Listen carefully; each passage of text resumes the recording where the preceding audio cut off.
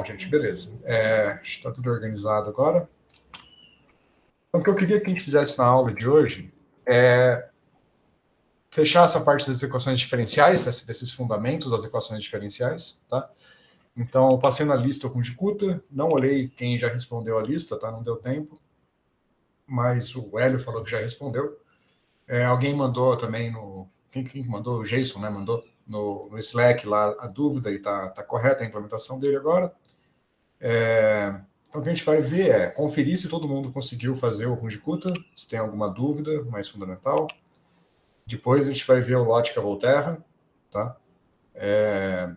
Usando o Euler e o Runge-Kutta que nós mesmos implementamos. E aí eu vou mostrar para vocês o método que está implementado no NumPy e no SciPy, que já fazem o Runge-Kutta para a gente de forma mais eficiente, e vou comentar no que esses pacotes estão fazendo, além daquilo que a gente implementou por conta própria. Tá? Então esse é o plano para a aula de hoje. E aí o seguinte, eu acho que aí... Bom, outra coisa, né? Que na sexta-feira eu esqueci, ninguém me cobrou também, que a gente tinha que ter discutido os projetos. Estamos atrasados aí, nos projetos. Eu tinha que ter estabelecido aí o que cada um vai fazer de primeiro projeto para vocês começarem a dar andamento, né? Enquanto eu vou passando fundamentos. Com o Runge-Kutta e o Euler bem estabelecidos, já dá para fazer várias coisas interessantes. Bastante coisas mesmo. E aí os detalhes ficam para ser descoberto nos projetos. Então, no final da aula de hoje, eu queria reservar meia hora para a gente discutir essas questões, tá? Então, me lembrem, por favor. Tá. Só abrir meu tablet aqui para deixar pronto, porque esse eu esqueci. Vou deixar aqui do lado, depois eu puxo para cá quando precisar. Bom, então vamos lá. Primeira coisa, a gente implementou aqui o Euler na aula passada, coisa bem simples, e vocês adaptaram para o Runge-Kutta. Bom, alguém não conseguiu fazer o Runge-Kutta, está com alguma dúvida? Como é que a gente está nessa etapa?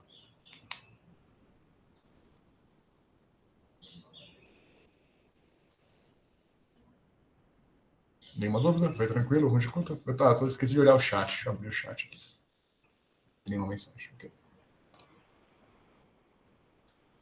Tranquilo, gente? Com todo mundo conseguiu fazer o Runge-Kutta? Alguém não conseguiu fazer a tempo? Não estou criticando, não, só para saber. Eu ainda não consegui terminar, mas provavelmente amanhã eu devo conseguir. Tá. Ok, eu vou... Bom, eu queria pegar o código Runge-Kutta aqui, que o Jason mandou, e já usar ele, tá? Para a gente fazer umas comparações e depois ir para o Lotka-Volterra, que eu quero discutir em detalhes, né? Para isso, deixa eu fazer o seguinte. Ô, professor. Oi. Só falou de dúvida, me surgiu uma aqui agora. Lá na primeira aula, o senhor falou para a gente fazer funções puras, né? Só fazer funções puras, isso. Isso, o senhor até tiraria nota e lista e tal. Depois que o senhor deu uma olhada, o meu código, quando eu faço lá o Runge-Kutta em função de f, né? F eu chamei de y1 e t. O t eu fiz um arrange, só que eu ponho ele embaixo da função do Runge-Kutta. Eu estou com um pouco de dificuldade em entender. Fazendo isso, a minha função está pura ou impura? Só em palavras é difícil. Eu vou abrir seu código aqui.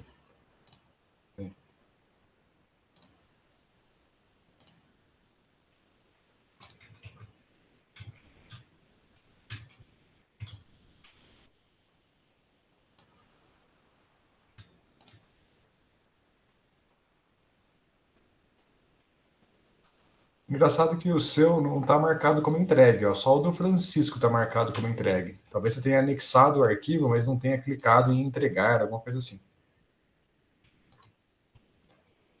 Pode agora, ser. olha para o lado aí para você não ver a resposta. Rapidinho. Então vamos lá. Você criou uma função Runge-Kutta que recebe f, y1 e t. Então f é a função, y1 não, né? A gente chama de y0, que é a condição inicial, a gente costuma chamar de 0. E t é a lista de instâncias de tempo. E a solução é a lista y de tempo. Tá.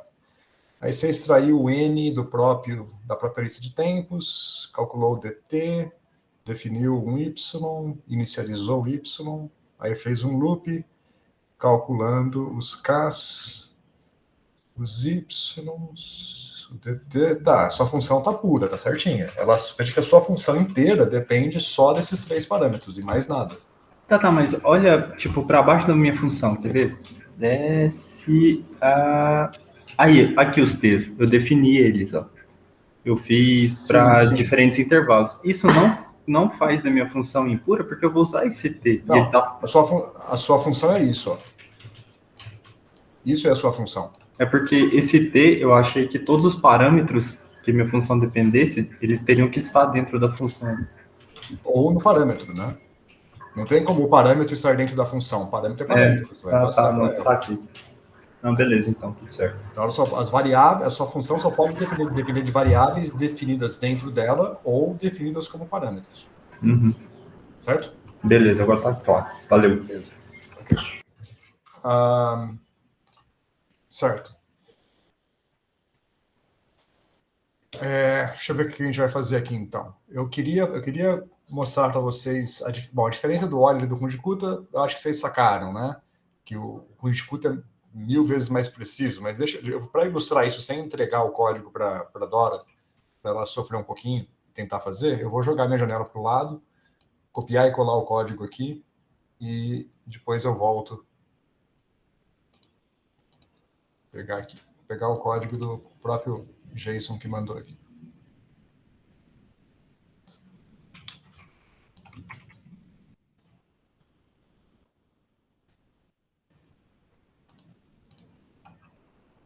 Só um segundo. Só ver a definição do seu y, né, Jason? O seu é y primeiro, t depois, é igual ao meu, né? Beleza. Isso. Um excelente teste para saber se o código do Jason está correto, porque eu copiei e colei o código da função dele e vou usar sem ter relido, né? Só olhei a definição do y. Então, vamos chamar aqui, tem o y do Euler, e agora eu vou chamar de yr, que vai ser o do Runge-Kutta do Jason, né? Então, se tiver tudo certo, tem que funcionar com os mesmos parâmetros, né? Essa aí na função que estava errada, que ele até perguntou? Não, o que estava errado era a definição do f dele, o Runge-Kutta estava certo. Sim. Então, vamos lá, vamos plotar agora aqui o yr. Olha lá. Só trocar aqui, né? Esse aqui é o RK4. Então, esse aqui, olha só, é diferente. Aqui eu estou integrando não é a exponencial, né? Aquela que eu tinha deixado na aula passada, que é y vezes seno de t. Veja que já deu diferente. Agora, qual será que está correto? Vamos variar o passo temporal. Então, vamos reduzir de um fator 10. Tá pequena a fonte, gente? Quer que aumente um pouco? Tá bom. Podia aumentar um pouquinho, senhor. Melhorou? Mais. Para mim tá bom. Se aumentar demais, fica ruim para mim. Então, vamos pegar um meio termo aqui, tá bom? Então, eu vou reduzir o passo temporal, uma ordem de magnitude para baixo, e ver se o Euler agora bate com o Runge-Kutta. Olha lá. Então, mudou o Euler, chegou mais perto de Runge-Kutta. Tá? E se eu continuar reduzindo, vai chegar um ponto que eles vão se tornar idênticos. Veja que com o passo 0.01, a Euler e Runge-Kutta estão praticamente idênticos, né? Mas se eu reduzo o passo para 0, se eu aumento o passo para 0.1, Runge-Kutta praticamente não muda, mas Euler está horrível, porque a resposta correta com certeza é essa laranja, né, que a gente verificou variando o passo. Vocês percebem como o Euler falha, né, drasticamente, rapidamente, né? Como o Runge-Kutta dá um resultado muito melhor. Veja, claro que aqui eu estou rodando com um passo super pequeno e está rodando rápido. Tá? Porque esse é um problema didático, meramente ilustrativo, é uma equação muito fácil de resolver. Agora, quando vocês forem rodar, por exemplo, a dinâmica dos planetas, que vai ter lá 8 planetas e a Lua acoplados entre si, né? Força de gravidade de todo mundo com todo mundo, se vocês quiserem fazer, por exemplo. Se você rodar com um passo muito pequeno, a quantidade de equações ali, o tamanho da equação, por ter muitas variáveis, se torna drasticamente grande e o código começa a ficar lento. Então, se você conseguir rodar o mesmo código com um passo maior, ele fica bastante mais eficiente. Mas para rodar com um passo maior, você precisa usar um método que seja de alta ordem. Então, quanto maior a ordem do método, ou seja, pensando na série de Taylor, quanto mais longe vai a truncagem da série de Taylor, mais preciso é o método e consegue melhor precisão com o mesmo passo. Essa é a ideia, né? Então, aqui fica claro para a gente que tem essa falha no Euler. Se eu voltar aqui para exponencial, tirar esse seno aqui, só para pôr o problema original aqui em questão. Então, vocês veem aqui ó, que o Euler está aqui embaixo, a Runge-Kutta está aqui em cima, e aqui a gente tem uma solução exata para comparar, né? Então, vamos plotar aqui o exato. Não dá para ver, mas o Euler, quer dizer, o Runge-Kutta e o exato estão um em cima do outro. É o Euler que está ruinzão aqui embaixo. Para corrigir isso de novo, a gente vai lá, reduz o passo, começa a ver que o Euler tende a ficar igual ao Runge-Kutta. Como isso aqui é uma exponencial, de repente um gráfico na escala log é mais adequado, né? Deveria ser não log-log, né? Tem que ser log-plot, né? Tem log-plot no PyPlot? Não lembro. Não. Eu tenho que definir. Como é que eu defino só um eixo como log? Alguém fez isso antes? Eu esqueci como é que faz. lt. Alguém lembra? Quem que fez isso num outro exercício?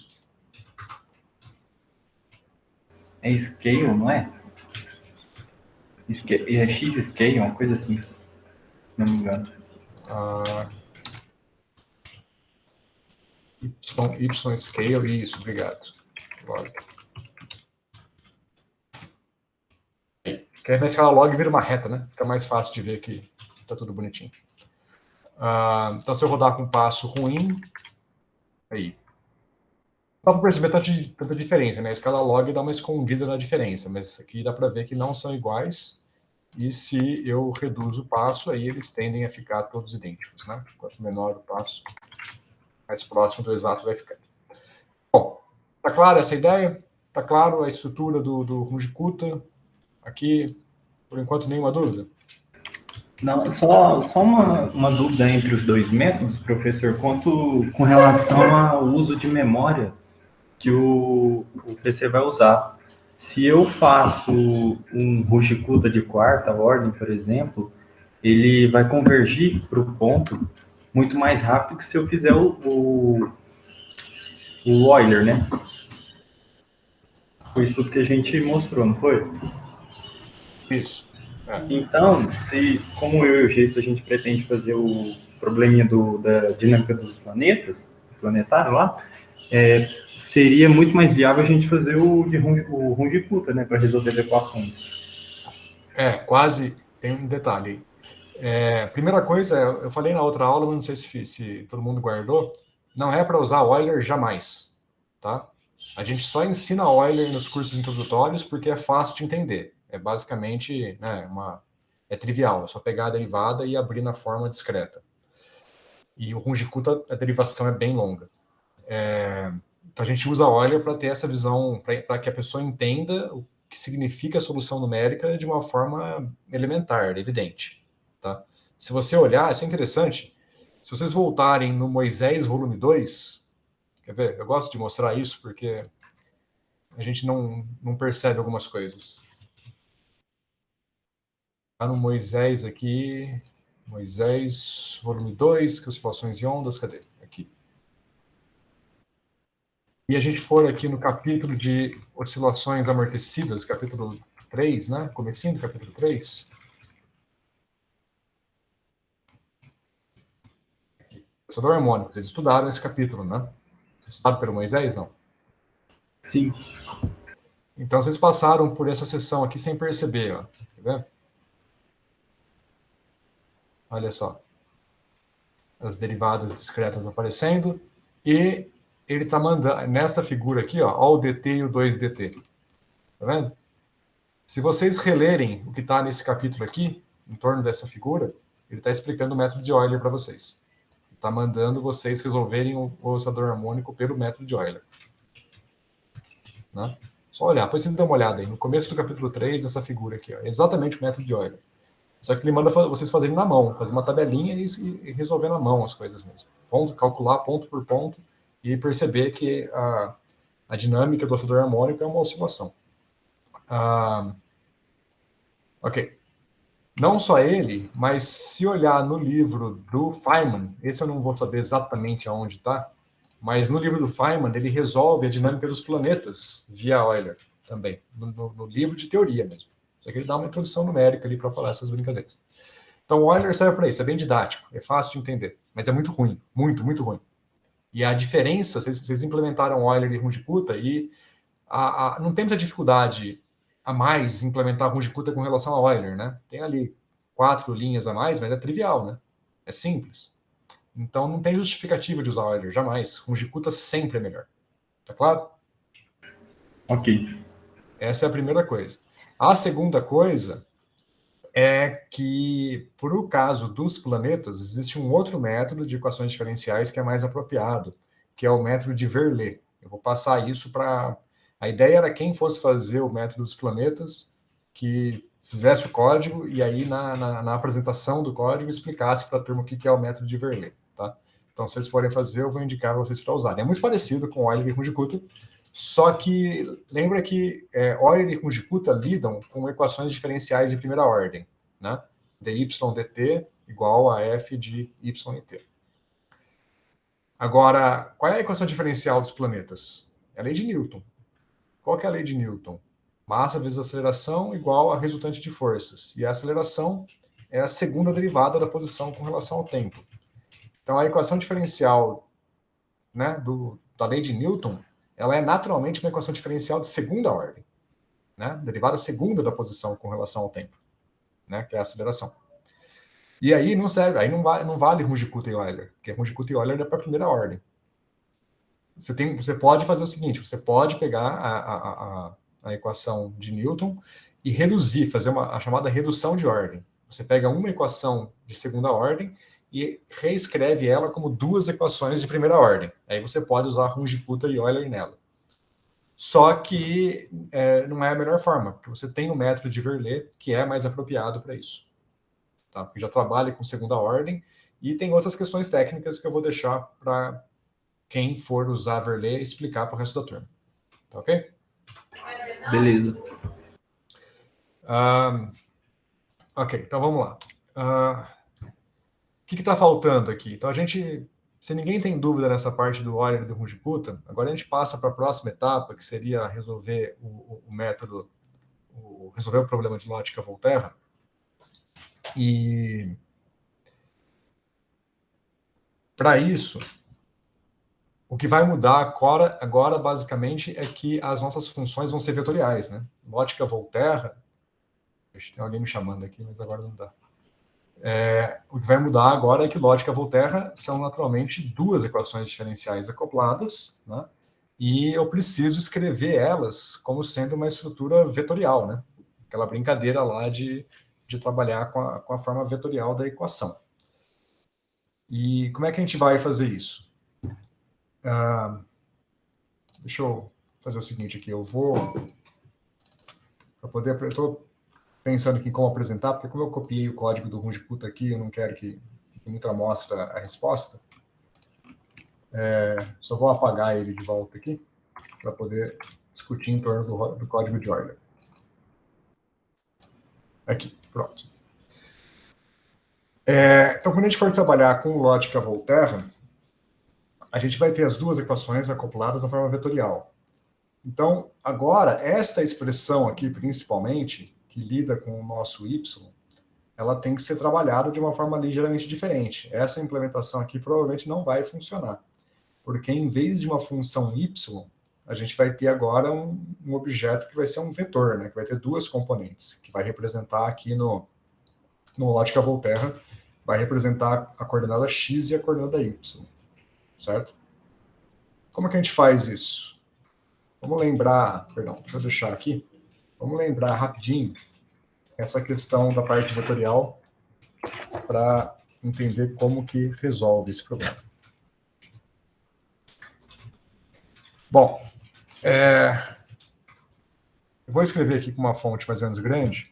Se tiver muito pequeno, vocês me avisam, tá? Então, agora a gente tem essas equações aqui. Vamos escrever assim.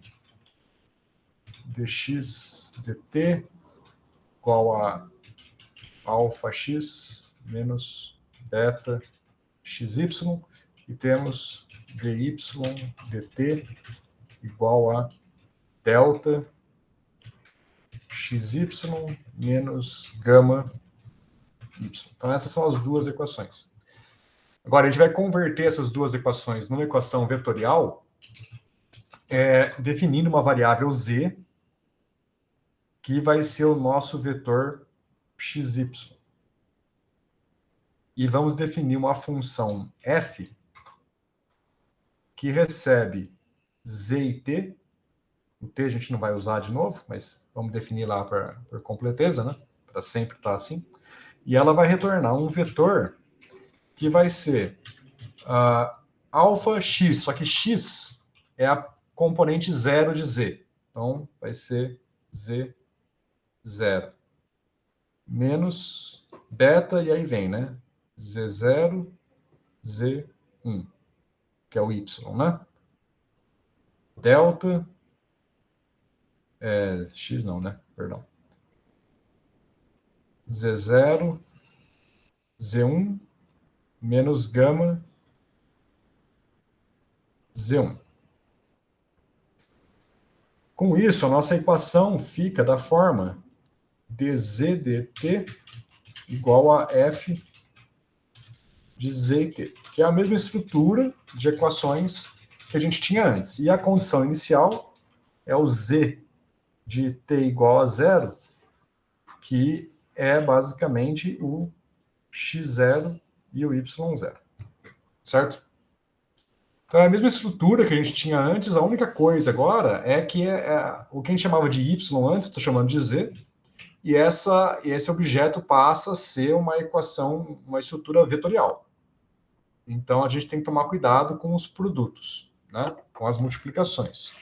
Então, veja, eu vou deixar aqui do lado, ó, e vou tentar trabalhar essa discussão aqui no Ju. Eu vou começar essa discussão e depois pedir para vocês terminarem. Meu tablet está desligando sozinho. Deixa eu mudar a configuração aqui para ele não desligar. Onde que eu mudo?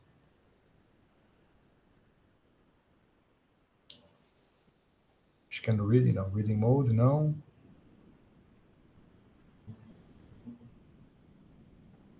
Tem um modo para ele não desligar, mas eu não estou achando agora. Depois eu procuro. Então, vou fazer o seguinte, ó. Vou deixar aqui. Por exemplo, vou começar a executar aqui do começo para pegar esses valores, mas não vou usar o meu código aqui embaixo. Vou adicionar novas linhas aqui para a gente discutir. Então, vamos lá. Primeira coisa aqui estão as constantes alfa, beta, delta e gama, e o x0 e y0, que são os nossos parâmetros aqui do problema. Então, a partir disso, vamos converter agora a notação para aquilo que a gente quer. Então, a primeira coisa eu quero definir um Z0, né? Então, meu Z0 vai ser um vetor coluna, né? Então, vai ser um NumPy array. Pode ser vetor linha, né? Pode ser linha. Aqui eu estou escrevendo como coluna aqui, mas no Python pode ser como linha, não faz diferença. Só pensa rodado, tá? Que vai ser o x0 e y0. Essa era a parte fácil. Agora, eu preciso definir também uma função f. Agora, a minha função f vai ser uma função de z e t. Para ficar mais fácil interpretar o que é essa função f, vamos lembrar que a gente tem essas componentes, que a componente 0 de z é o x e a componente 1 de z é o y. Então, eu vou fazer aqui x igual a z componente 0, y igual a z componente 1. E essa função f tem que me retornar esse vetor aqui, né? Composto por esses objetos. Então, eu vou fazer que ela retorna um NumPy array, onde a primeira componente é a primeira componente desse vetor, que é o alfa vezes x menos beta vezes x vezes y. E a segunda componente, vamos colocar assim, um embaixo do outro fica mais fácil de ler. A segunda componente é delta vezes x vezes y menos gama vezes y. Certo? Esse é o nosso problema original que está aqui em cima. Aqui, meu tablet fechando. Bom, é isso. Então, veja que se eu calcular agora aqui, a minha função não é pura, tá? Porque as minhas constantes estão aqui, então depois a gente vê como é que a gente faria para essa função ficar pura. Eu poderia pegar essas constantes e pôr aqui dentro, por exemplo, mas não é a melhor forma. Depois a gente discute isso. Por enquanto vai ficar impura. O que eu posso fazer aqui é o seguinte, vamos chamar, por exemplo, f de z0, o t não interessa, né, porque ele não está usando, então eu vou passar 0 só por passar. Veja lá. Não rodei essa linha, por z0. Então, veja, eu chamei f de z0, ele me retornou aqui menos 29,6, que é o resultado dessa conta aqui, né? Então, seria o valor dessa função calculada em z igual a z0. Por enquanto, tudo bem? Entenderam o que eu fiz? Só criei essa função f de uma forma esperta.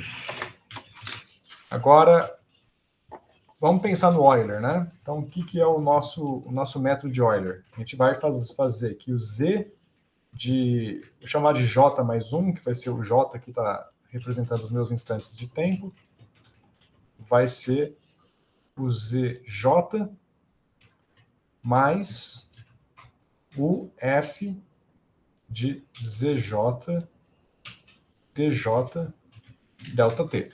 Esse é o método de Euler, né? Bom, será que funciona esse método de Euler? Se eu pegar aqui e colocar o z0, pegar j igual a 0, né, para calcular o z1, a expressão seria z0 mais f0 vezes ΔT. O ΔT não está definido, né? Vamos pôr ΔT igual a 1, só para testar aqui. Olha lá. Ele rodou e funcionou numa boa.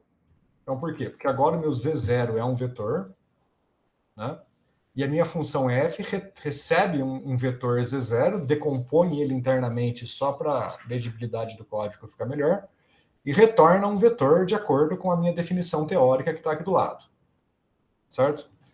Então, com isso, eu posso implementar o Euler, só que eu tenho que tomar esse cuidado que esses objetos são vetores. Agora, qual é o desafio? Será que eu consigo fazer isso nesta estrutura aqui?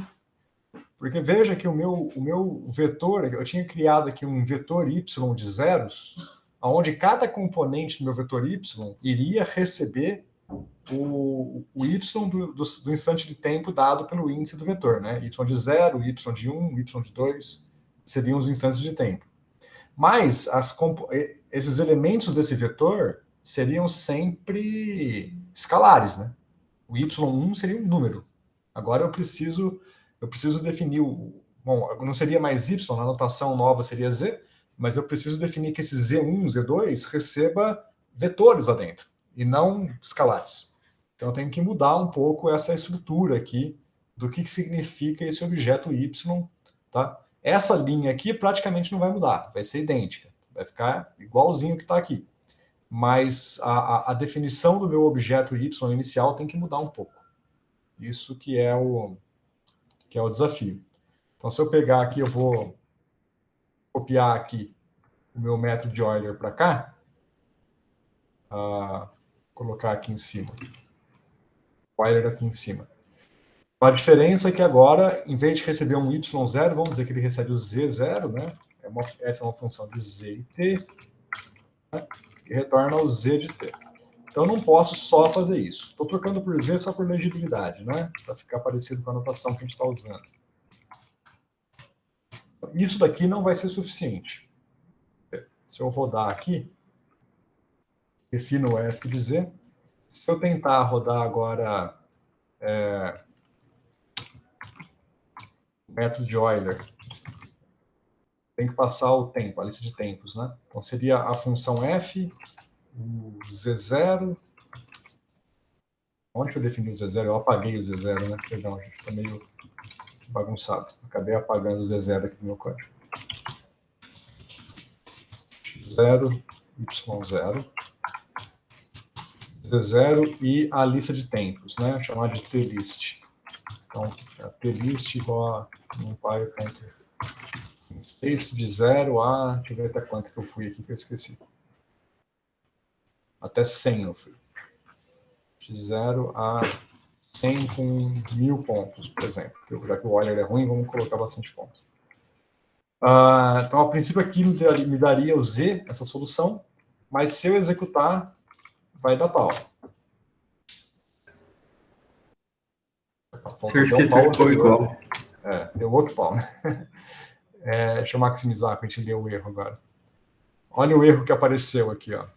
Tá dizendo que lá na chamada da função Euler, aí lá dentro da função Euler, na linha 14, que é a linha que inicializa z igual a z0, deu um pau, e o erro foi tentando associar um elemento de array a uma sequência, né? A um objeto, a uma lista. Então, o erro que ele está dizendo aqui é o seguinte: o Z0 é um vetor, é um array de duas componentes, e eu não posso associar um array de duas componentes a um objeto que está esperando um escalar. Então, o erro está nessa linha aqui, tá? Que é a consequência desta linha aqui. Agora, aí eu te pergunto, como é que eu resolvo isso? Vocês entenderam o problema? Está muito confuso.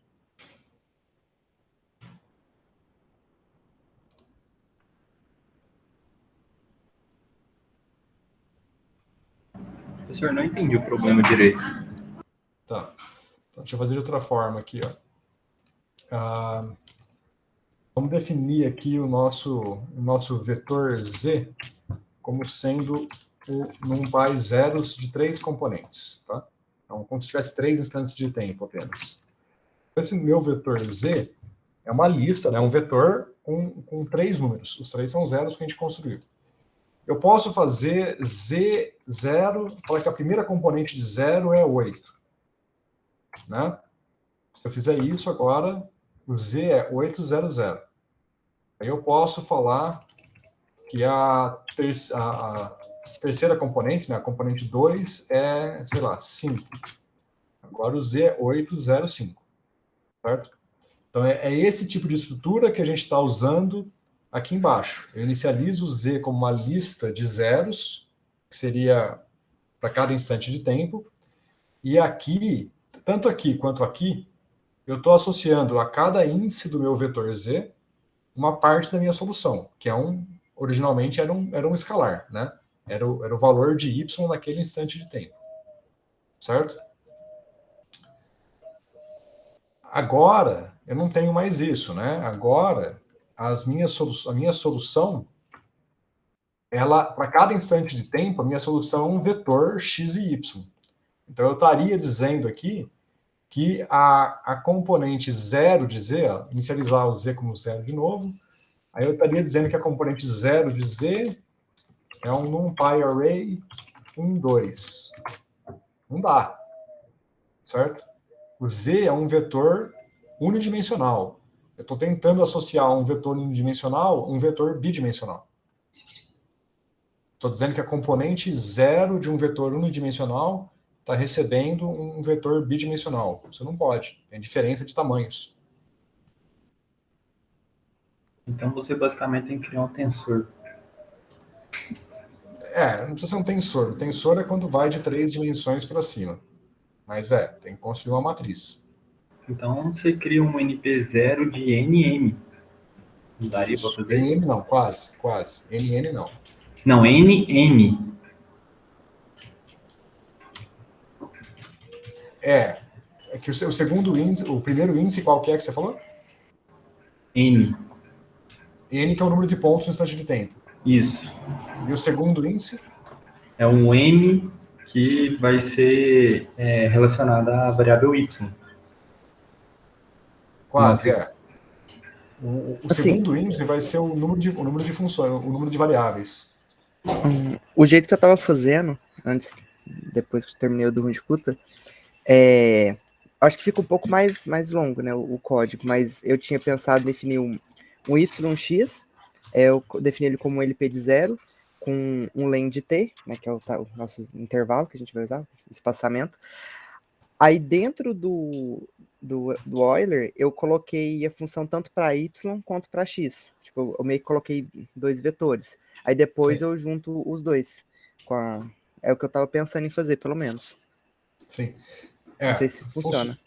Funciona, mas é um pouco mais lento. por aquele lance de você não explorar o Sim. broadcast do NumPy. Então, eu queria melhorar ele nessa questão, porque eu acho que se eu tivesse mais vetores, seria um código muito grande.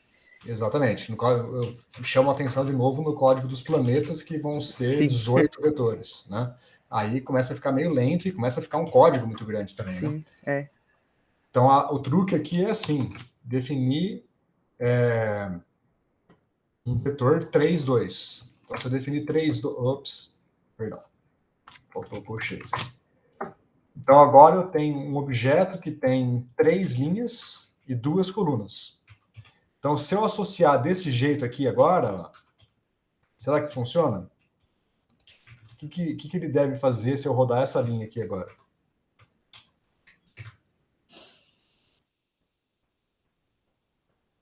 Agora ele... Pode falar. Desculpa. Agora ele vai atribuir o array 1, 2 ao primeiro elemento do seu array de zeros. Mas qual que é o primeiro elemento? É esse daqui? Depende. É o primeiro colchete, eu acho. Dora, eu não entendi. Do jeito que tá chamando, vai ser o primeiro colchete. Isso, que é a primeira linha, se a gente for pensar em matrizes, né? Se tivesse outra... Ah, eu esqueci o nome. É colchete mesmo, né? Outro colchete com número aí seria específico. Isso. Então, do jeito que está aqui, Z, quando eu tenho um objeto que é uma matriz, né, que tem linhas e colunas, o primeiro índice é sempre a linha, o segundo índice sempre é a coluna. Então, Z0 está se referindo à primeira linha. Então, esse código aqui deve colocar 1, 2 na primeira linha desse objeto. Vamos ver. Ó, rodou. Né? E se eu rodar agora Z2 igual a... Vamos colocar aqui 4, 5. Agora ele coloca 4, 5 na linha 2, né? 0, 1, 2. Começa de 0, né? Sacaram? Então é bem simples resolver o problema. Então vamos ver se funciona. Vocês vão fazer a mesma coisa para o Undicuta. Então tudo que eu vou fazer aqui de diferente é passar aqui o número 2. Só que se eu quiser ser um pouco mais esperto, deixar esse código... Porque 2 aqui, se eu passar 2, esse código vai funcionar para o meu problema atual, né? Mas não vai funcionar se eu quiser resolver uma EDO que tenha 3 componentes. Então, como é que eu faço para deixar esse 2 mais geral? E tudo o que eu posso usar aqui? Passar um tamanho que se adapte ao problema que eu estou trabalhando. Você pode colocar como parâmetro e a pessoa coloca a dimensão? Posso, mas do mesmo jeito que eu evitei passar um parâmetro n aqui usando o len de t, eu posso evitar com um truque parecido. Você vê o tamanho do array da sua função? Quase. Algo assim.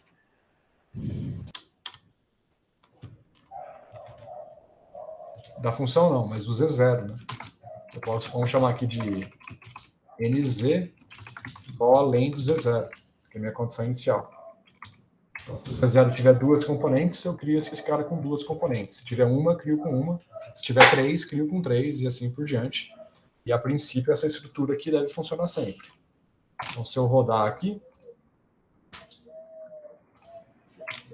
defino a função f, e agora vamos rodar esse código e...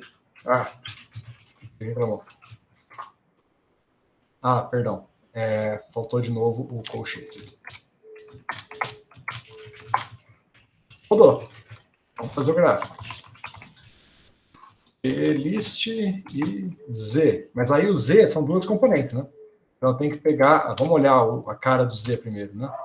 Então, ó, o Z é um vetor agora que tem 1000 linhas, que são os 1000 instantes de tempo, e 2 colunas, que é o X e o Y. Então, se eu quiser plotar o X, eu pego o Z, todos os instantes de tempo, coluna 0, que é o X. E para fazer a mesma coisa com Y, esse cara aqui. E vamos ver. Tá lá, deu isso aqui. Tá certa essa resposta? Vamos olhar o resultado que eu tirei antes. O correto é esse daqui, ó. Por que está ruim? passo temporal, né? Então, aqui eu não estou mostrando o passo temporal, porque eu estou escolhendo, em vez de escolher o passo, estou escolhendo o número de pontos. Então, para reduzir o passo, eu tenho que aumentar o número de pontos. Então, vou pôr, em vez de 1.000 pontos, 10.000. Aí vamos ver. Melhorou. Mas veja que está crescendo ainda, né? Não deveria, tinha que estar uma reta aqui. Então, se eu pôr aqui agora 100.000 pontos, já demorou um pouquinho para rodar, mas já está atendendo aquela resposta correta. Tá claro? Sim, ficou claro. Sim, ficou claro. Então, é um truquezinho bem simples que vai ser útil para vocês resolverem os próximos problemas. Então, eu queria que vocês tentassem depois, não agora, tá? Agora eu vou passar uma outra tarefa para vocês. Mas na versão do Rungicuta de vocês, queria que vocês façam a mesma coisa, tá? Faz nesse tipo de estrutura aqui. E aí tenta resolver o Lógica Volterra com o Rungicuta de vocês mesmo. Pode falar, Hélio. Eu ia perguntar justamente o que o senhor acabou de responder. Ia perguntar se tinha como fazer essa implementação do Lógica Volterra no nosso código do Rungicuta. É para fazer. É para fazer, então. Tudo que você faz com Euler, você faz com Rungicuta. Lembrando que, de novo, Euler só uso porque é fácil de entender. Meramente didático. Meramente didático, exatamente. Bom, beleza. Então aqui estabelecemos. Agora, alguém falou no começo da aula que tentou usar o método do SciPy, né? Quem que falou? Fui eu. E eu quem? Gabriel. Gabriel, tá, obrigado. Até olhei para cá, mas não deu tempo de ver quem falou. Beleza. Então vamos ver o seguinte, ó. Então eu vejo que aqui eu estou usando também, né, o ODE int do SciPy. Vamos dar uma olhada rapidinho na documentação do SciPy Integrate. E vamos dar uma olhada também no NumPy. Ele abriu o NumPy Save aqui, perdão. Deixa eu procurar aqui.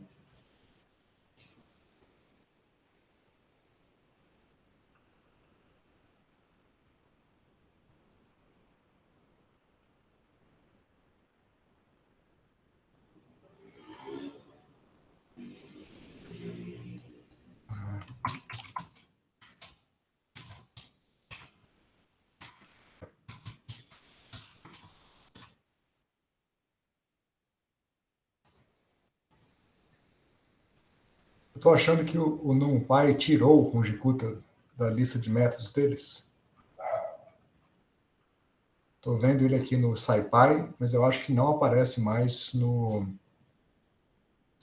NumPy. Deixa eu dar uma olhada aqui.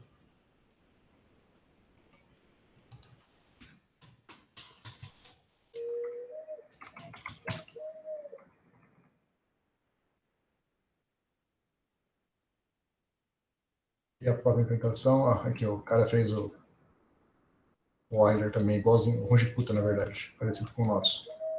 Mas cadê o do NumPy?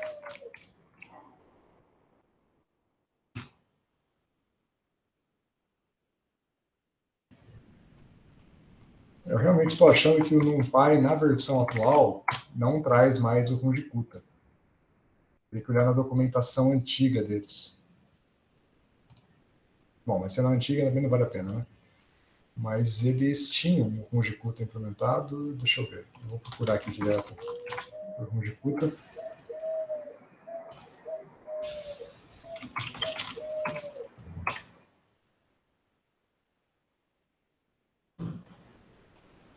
Aqui. ODE 45, Integrate Solve. Tem sim, eu que comi bola, né? Cadê? Eles não essa documentação nova está muito porca, porque não tem os links mais. Eu deveria clicar aqui e ir para o lugar correto.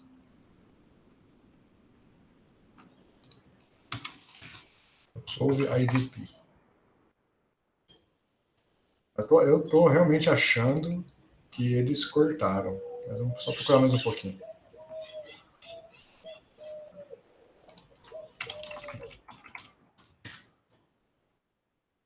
Tá aparecendo só aqui, ó. Deve ter sobrado uma documentação isso.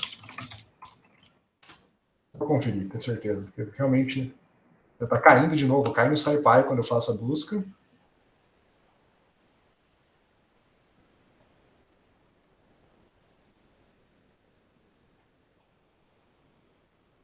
Ah, acho que cortaram. Antigamente tinha nos dois, tá? Esse que é o ponto. Tinha o método de solução de EDOs no SciPy e no NumPy, mas o SciPy e o NumPy pertencem basicamente ao mesmo grupo, e eles fazem as coisas levemente diferentes. E aí a tendência é coisas que estão melhor em um, tira do outro. Então acho que essa já caiu, vai ficar só no SciPy. Então vamos lá, vamos esquecer o NumPy por enquanto. Então o método de resolver EDOs do SciPy está dentro do subpacote Integrate.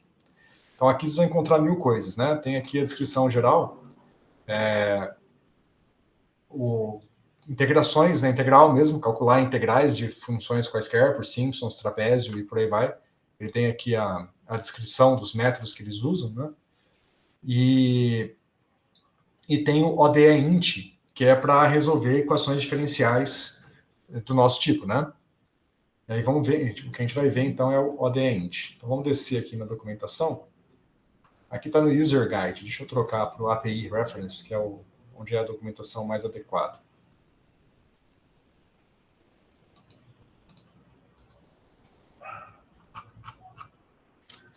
Tá com as imagens cortadas, eu estou achando que nessa troca de documentação ainda não tá estável. A gente está pegando uma época que está meio instável a documentação deles. Vamos ficar aqui mesmo, então.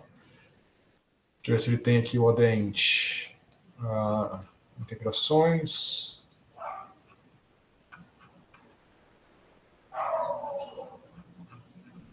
Aqui. Então, tá aqui. É o Solve IVP. Então, veja que ele já deixa aqui claro, ó, que o Solve IVP dele vai lidar com esse tipo de equação. dy dt igual a f de y e t.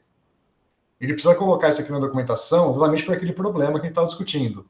A função f que vai do lado direito, ela recebe y e t ou t e y? Isso depende da implementação. Tem que estar documentado para a pessoa não fazer besteira, né? Então, aqui no caso é y e t, igual ao nosso. E perceba que o y, o f e o outro y aqui estão em negrito, porque esses objetos podem ser vetores, né? Então, é como se fosse o nosso z, né? Já está vetorizado. Então, a condição inicial é o y0 e tal, e todos os objetos são vetores naturalmente. E aí, como é que a gente usa esses objetos? Vai ter os exemplos aqui embaixo, né? Então, aqui está o Solve IVP, eu uso o ODEINT, eu não me lembro mais a diferença, mas é semelhante. Precisaria abrir a documentação adequada que não está aparecendo aqui, né? Deixa eu procurar, vou para o Google, ver se o Google me responde direto a documentação adequada.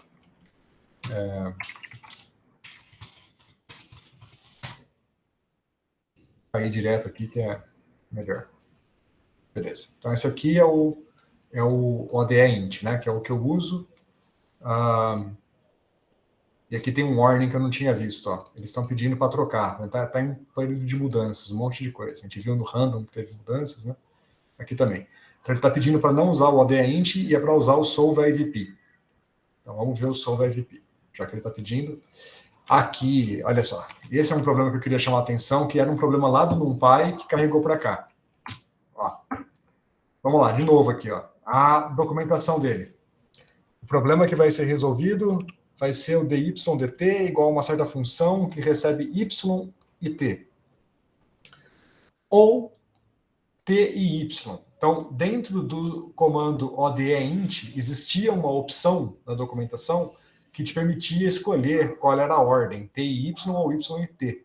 Essa opção está aqui em algum lugar. Aqui, ó. T first igual a false. Então, o padrão do ODEINT é T first igual a false. Então, T first igual a false quer dizer que T é o segundo parâmetro. Se você quiser chamar na forma T e Y, ao contrário, você tem que colocar o T first igual a true. Tá? Então, você tem as duas opções. Mas, por padrão, é Y e T. E agora ele pede para a gente não usar o ODEINT, mas passar a usar o Solve IVP. Então, vamos ver a documentação do Solve IVP.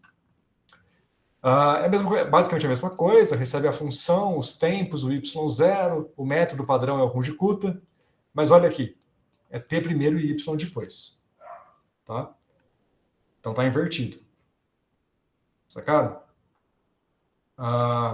Não sei se tem a opção de fazer essa inversão também aqui. Vamos ver. Se tem o T first. Aqui não tem o T first, não tem essa opção. Tá? Aqui tem que realmente fazer T primeiro e Y depois. Tá, então queria passar essa tarefa para vocês. Queria que vocês usassem esse método para resolver o lógica agora.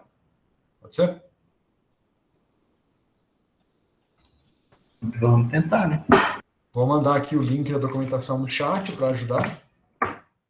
E vou deixar aberta a minha tela aqui do método de Euler, com os parâmetros que eu usei. Tá? Para ajudar vocês. Professor, repete o que você falou que é para fazer, porque cortou bem na hora. Aqui. Usar esse método, solve IVP, para resolver o lógica Volterra. Resolver essas equações de lógica Volterra. Ok, obrigada. Vocês podem usar a minha função f, que já está aqui na tela para auxiliar. Tá? É só tomar cuidado com a ordem do z e do tempo e analisar aqui na documentação como é que chama a função, como é que faz para chamar ela. O que significam os parâmetros que vão entrar aqui, porque tem uns detalhezinhos que eu estou omitindo. Espero que alguém me pergunte a hora que se deparar com algum problema.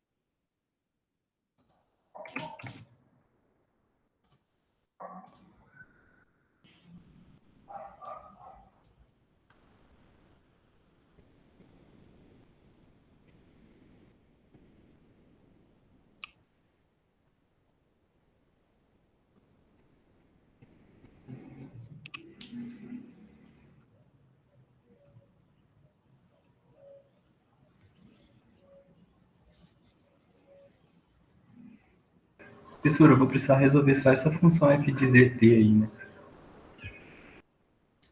Como assim? Resolver. Eu vou usar o SciPy para resolver essa função, certo? Vou definir ela. Isso. Só toma cuidado com a ordem do Z e do tempo. E depois você vai perceber que tem algumas outras dificuldades aí. Estou esperando alguém chegar lá para me perguntar. Beleza. Mas a função é essa, que é essa equação que está aqui, né? A equação do Lotka-Volterra. Se alguém que vou colocar o link aqui da Wikipedia, tem essas equações, se alguém quiser, por aqui no chat. Mas são essas equações aqui que eu peguei direto da Wikipedia. E os parâmetros estão aqui, né? Estou deixando na tela os parâmetros, os valores de alfa, beta, delta e gama, as funções iniciais.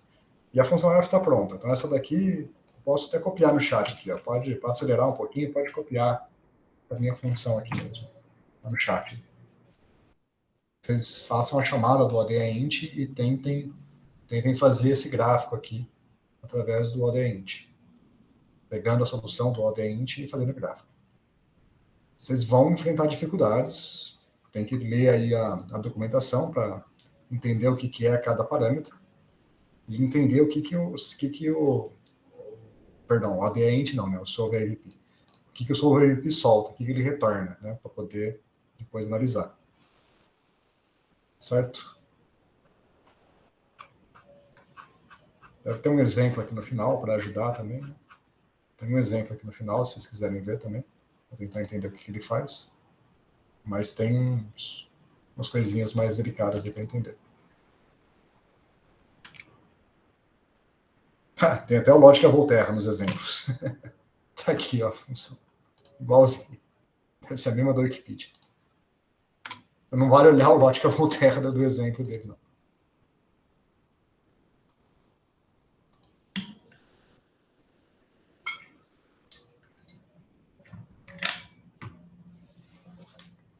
A gente fica pegando exemplo clássico para dar aula e o exemplo clássico está na resposta da documentação do programa. Aí é sacanagem.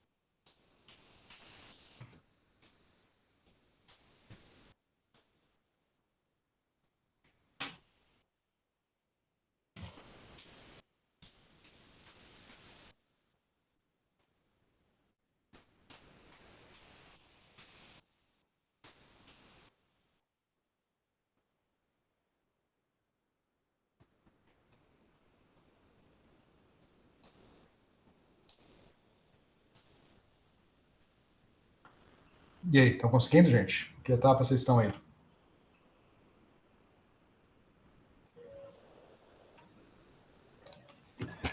O meu tá dando um erro que y0 tem que ser dimensional, um tracinho dimensional. Você definiu com uma matriz linha ou matriz coluna? Linha. Do jeito que está o meu aqui? Cadê? Vou Isso não deveria ser um problema, não. Deixa eu ver se... Eu vou refazer aqui, ver se eu errei outra Certeza coisa. que é o Y0 que está com o problema? Vê o shape dele. O shape dele tem que ser um vetor de uma única dimensão, né? Tem que ser tipo esse aqui. 2, sem nada aqui. Se tiver 2,0, 2,1, já dá pau. Tipo, se definir com 2 colchetes, dá pau. Com 2 colchetes ele fica assim, ó, 1,2 ou 2,1, depende da ordem que você colocar. Então, o shape tem que ser 2, nada.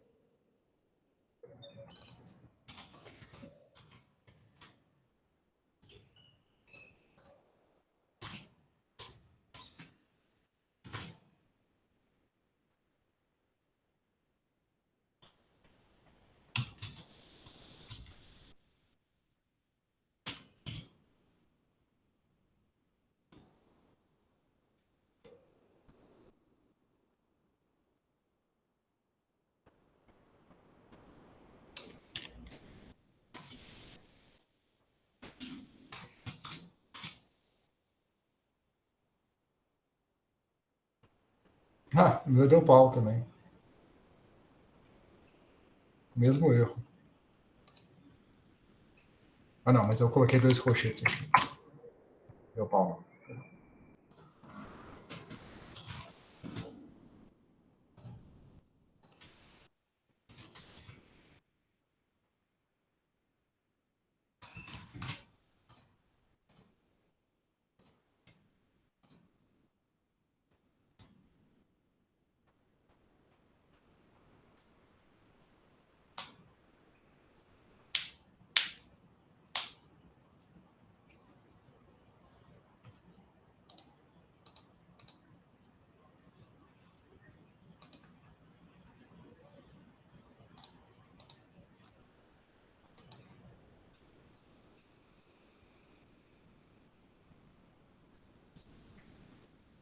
Pessoal, não tenta resolver tudo sozinho, não. Tragam as perguntas para a gente discutir. Alguém pode responder sem ser eu também, se já tiver resolvido. Tentar interagir aqui para resolver os problemas. O meu foi agora, acho que eu esqueci um parênteses, eu acho que foi erro de digitação. Resolveu, apareceu, né, certinha a mensagem, que resolveu com sucesso. Taranã. Só que agora quando eu vou fazer o gráfico, que não tá dando errado. Sim, mas ele retorna um objeto que você tem que extrair as grandezas de dentro desse objeto, né? Você percebeu lá na documentação? Deixa eu ver aqui do lado. Ele me devolve um T, que é um array, um Y, que é um array Cuidado. também. Cadê? Aqui, ó. Ele retorna um objeto que tem essas coisas definidas. Isso. É um O T e o objeto Y. que tem um parâmetro T e um parâmetro Y. Isso. Tá? Não é, você não pode fazer tipo P, Y igual a solver isso aqui tá errado. Uhum. Tem que Eu escrevi, né, os parâmetros, defini a função igual, aí eu coloquei, tipo, um Z, uma letra aleatória igual, né, sou o VP com os parâmetros que eu quis. Coloquei Z. Mas aí esse Z não é o Z que você está querendo. Sim, é o que tá dentro. Aí eu tenho que Isso. tirar o Y, cara. Isso. Eu chamei de sol, né, de solução. Uhum. Então, você tem aqui o sol.t são os instantes de tempo. O sol.y são os y. Vou fazer aqui agora. Dá uma olhada no shape das coisas para verificar o que é armazenado lá dentro.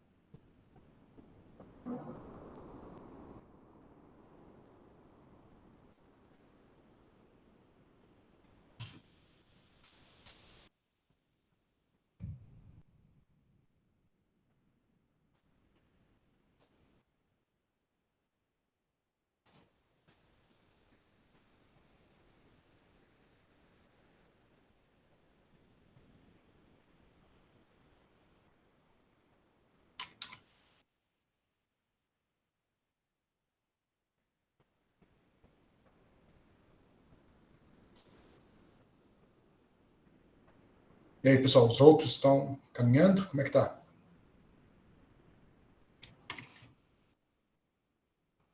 O meu tava dando esse erro esse unidimensional, mas acho que tá dando certo agora. Tá.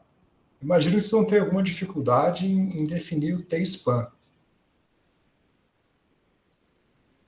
não tiveram esse problema ainda?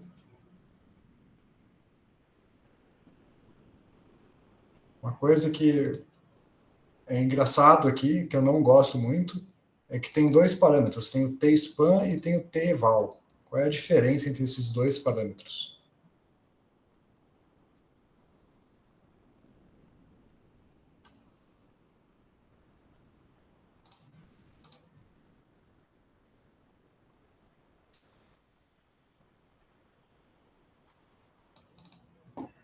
Um é uma tupla e o outro é um array?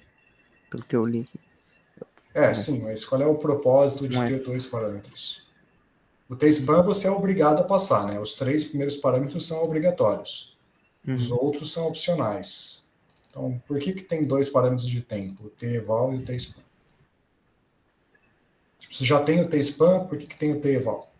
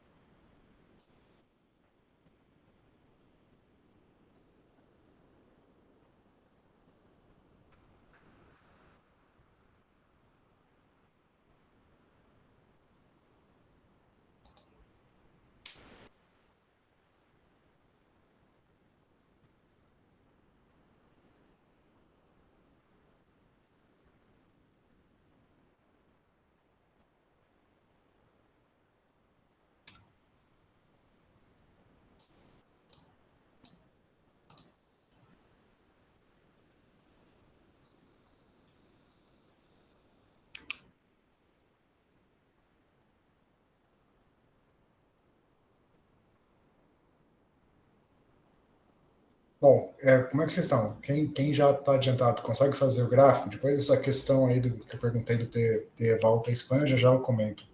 Vocês conseguiram tirar o resultado? Vou mandar no Slack, o problema que tá dando meu aqui. Eu parei no gráfico mesmo, senhor. Tentando que... Pode mandar, Hélio.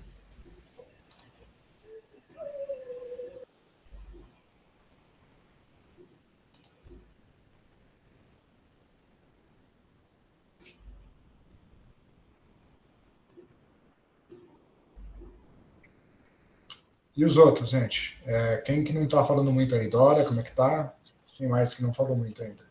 No meu tá dando problema de dimensão, onde... Tá. Em que parâmetro? Quer dizer, na hora de fazer o gráfico, por exemplo, eu tenho T e tenho o resultado, né, da função que eu usei, do solve alguma coisa. Aí, o solve ele me devolve o Y e o T que eu tenho que tirar dele, né?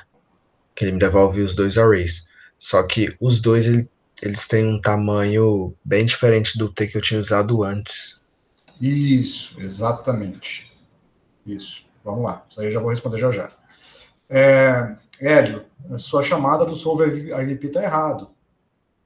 Não é T. O primeiro parâmetro é a função. Olha a lista lá. Eu tô com o mesmo problema do Thiago, da dimensão. Hélio, primeiro parâmetro é a função, o segundo são os instantes de tempo, o terceiro é a condição inicial. Isso foi Bom, falta de atenção. Tá. Então, vamos lá. Eu mudei um pouquinho o meu código enquanto vocês estavam fazendo aí.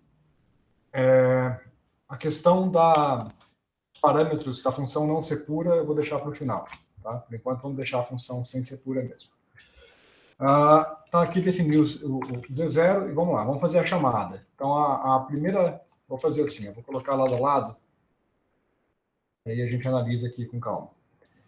Então, o primeiro parâmetro é a função. Então, beleza. É f de t e z, ou t, tanto faz y, z, né? É só uma nomenclatura. Mas o primeiro parâmetro é o t, o segundo é a nossa incógnita, que é o y, aqui é z. O segundo parâmetro é o t-span. O que é o t-span? Então, o t-span é uma tupla de 2 elementos com o intervalo de integração. Então, é só o t inicial e o t final. Né? Não é a lista de instantes de tempo. É só o t inicial e o t final. Então, se eu quiser rodar, vamos colocar aqui, vou definir uma variável t máximo igual a 100. Então, aqui eu vou passar como parâmetro, pode ter uma tupla ou uma lista, acho que ele aceita uma lista também. Eu prefiro usar a lista para não confundir com o parênteses, porque aí fica colchetes, fica diferente do parênteses. Tá? Mas tanto faz. Depois o y0, que a gente está chamando de z0.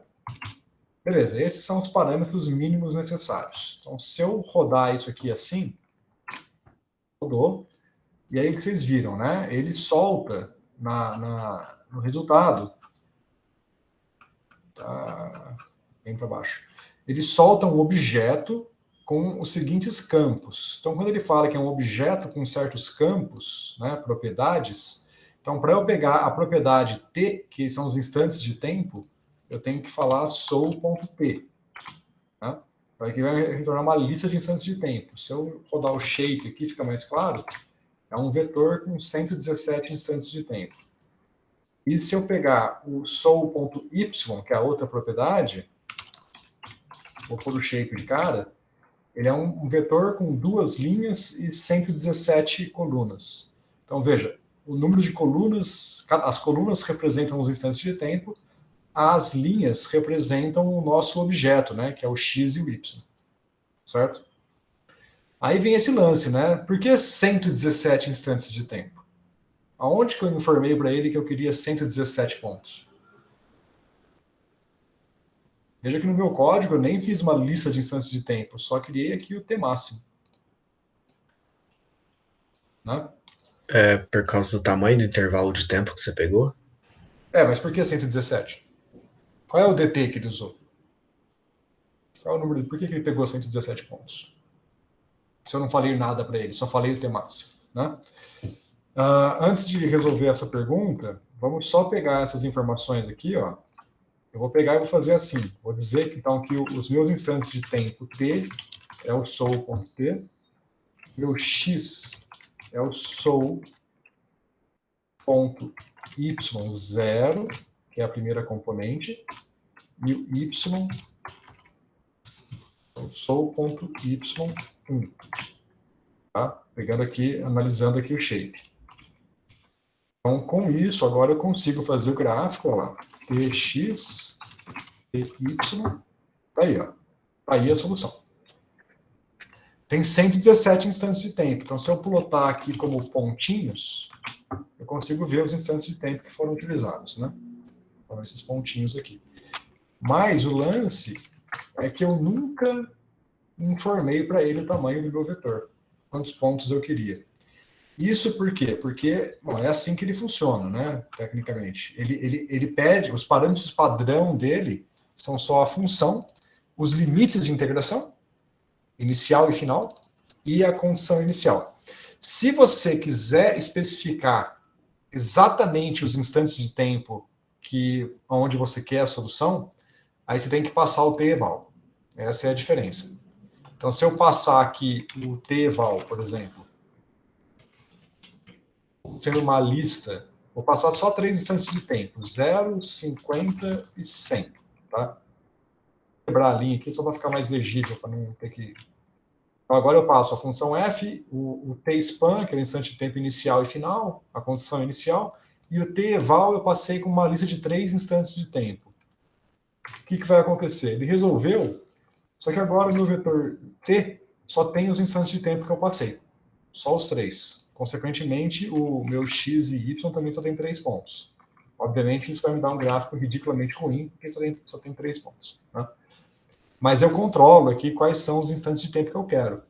Então, se eu quiser muitos e muitos instantes de tempo, aí eu posso criar aqui uma variável, chamar de plist, igual estava antes, de 0 a t máximo com 1000 pontos. Espaço aqui para o tval igual ao plist. Agora sim eu tenho a solução com 1000 pontos. Se eu pegar aqui o t.shape, agora tem 1000 pontos na lista. Se eu quiser mais de 1000 pontos, vamos pôr 10.000. Olha lá. Mas vocês percebem que não mudou o resultado? Ó. Se eu pegar 100 pontos, 100 pontos, que é mais ou menos o que ele tinha antes, 117. Aqui mudou um pouquinho, porque também é pouco ponto. Né? Mas se eu vou para 1000 ou para 10.000, não muda o resultado. Vou por 1 milhão. Não muda o resultado. Tá dando, a curva está ficando mais bonitinha, se eu chegar perto aqui, ela está mais redondinha, porque tem mais pontos, mas o resultado em si não está mudando. Vocês têm ideia do porquê? Porque no Euler, no Rudicuta, a gente mudava o número de pontos, mudava o passo, e isso mudava o resultado. Aqui não está mudando. Por que será?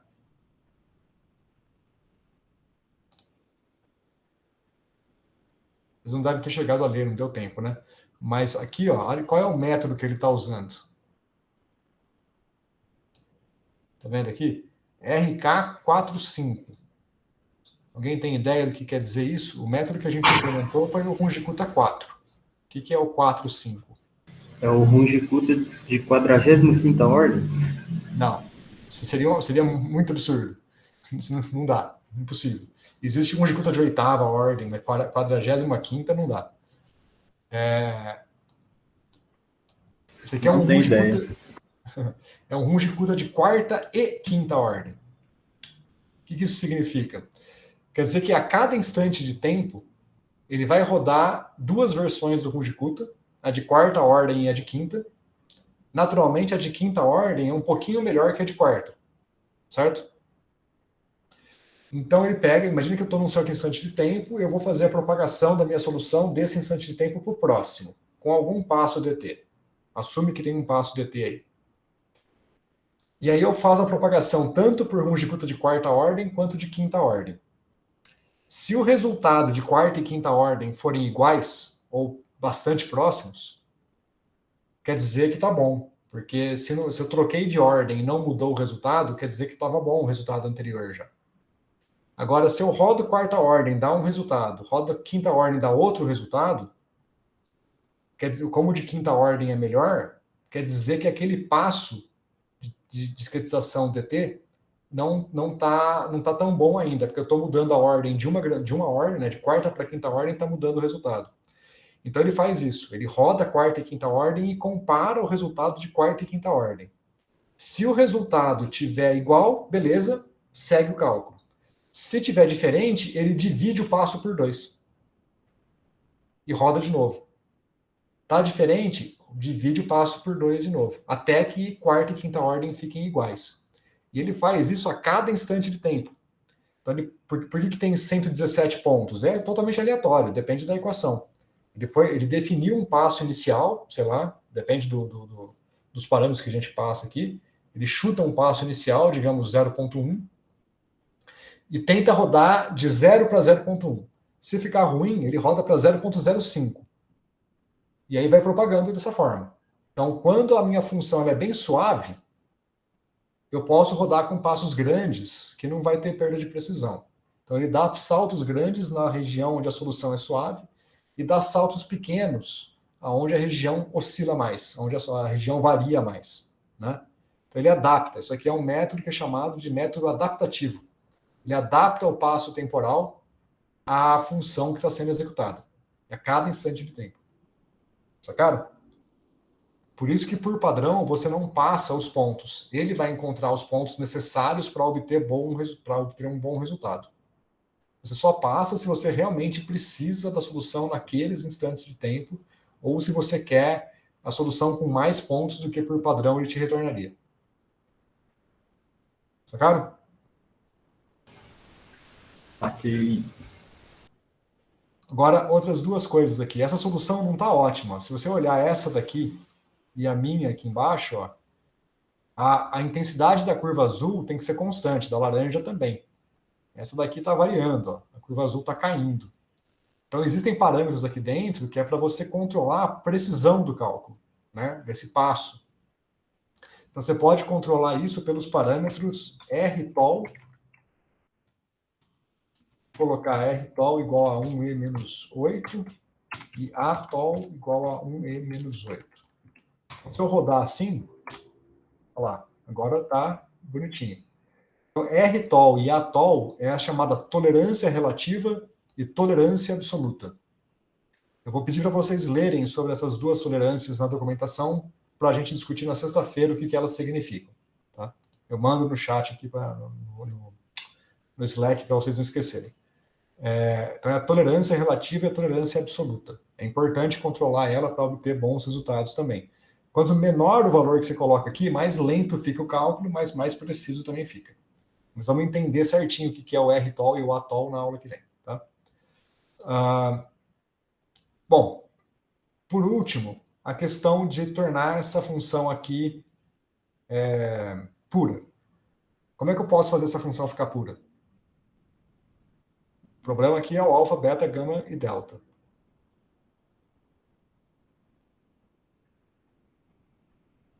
Não é só declarar elas dentro da função, não?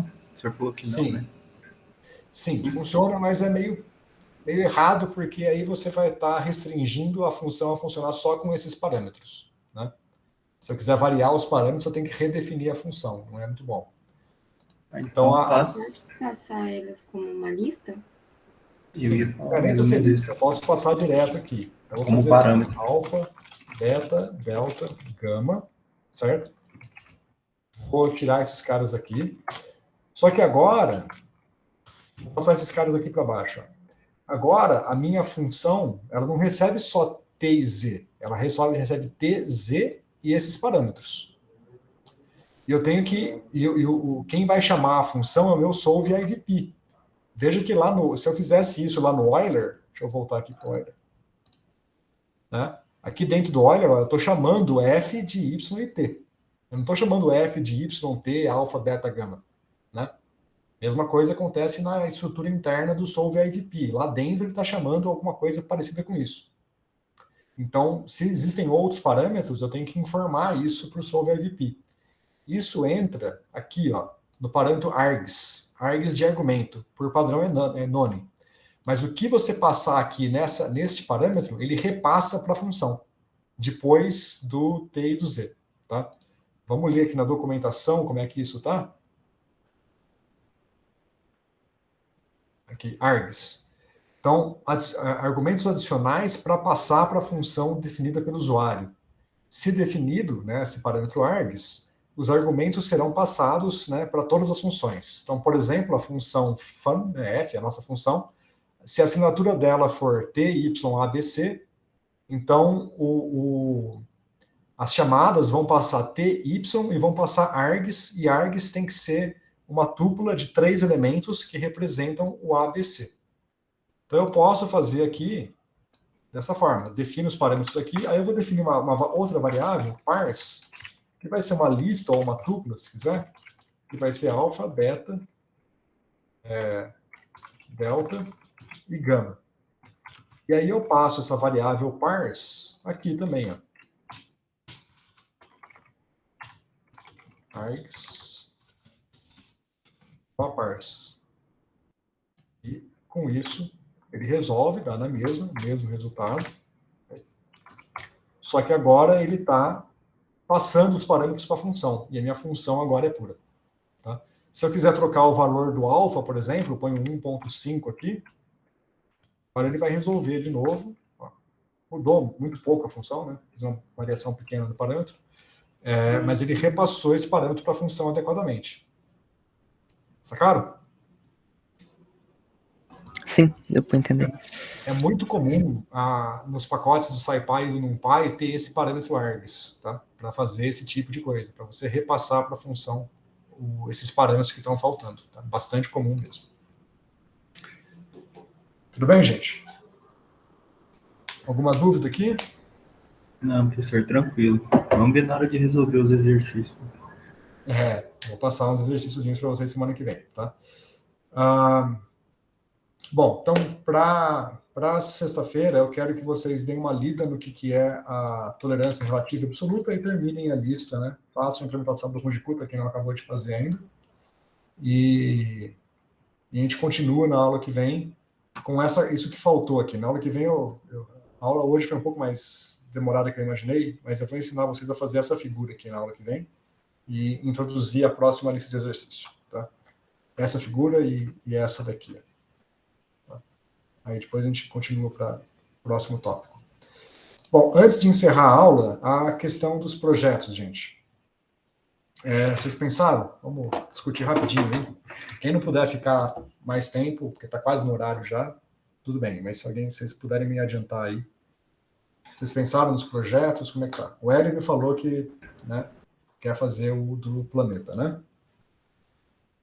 Então, professor, sim, eu e o Geiso, a gente já definiu, a gente vai fazer o das órbitas planetárias. Aí a gente já tá tudo certinho. Aí eu já preciso sair, professor, então eu já vou me despedindo aqui, tudo bem? Tranquilo, pode ficar à vontade. Então tá, falou, gente. Até mais. Boa tarde, boa noite. Boa noite. Os outros querem falar alguma coisa? Ou ainda não tomaram uma decisão? Ou estão na dúvida ainda de quais projetos são viáveis? Como é que tá? Eu estava pensando em fazer daqueles autômatas, o jogo da vida. Imaginei. Ou algum que envolva simulação Monte Carlo, porque eu estava meio com receio de fazer esse, mas não ter essa parte de aplicabilidade em física. Aí eu não sei se valeria muito a pena. Mas eu estou em dúvida entre esses dois, assim. Não nos preocupa muito com a aplicabilidade em física, porque essas aplicabilidades surgem do nada, tá? Autômatas celulares você pode usar para fazer folding de proteínas, que tem muita física por detrás, por exemplo. Então, tem coisa assim, tá? Sempre tem. Você pode fazer simulação de dinâmica, de estatística também, com autômatas. E ela é a base para muita coisa. Autômatas você diz naquele sentido do jogo da vida que eu falei? Isso. Eu tinha feito algum tempo atrás, eu consegui fazer, mas só unidimensional. Eu não cheguei a fazer ele bidimensional, né? Com aqueles do jogo da vida mesmo. Aí fica um pouco Monte mais... Carlo seria... O mais interessante seria fazer o método de Ising. Tá? Uhum. Deixa eu ver se mais alguém vai falar alguma coisa, depois eu volto em você aqui. Mais alguém tem alguma sugestão, alguma dúvida? Eu e o Gabriel, a gente tinha pensado em fazer daquele da imagem que você tinha passado.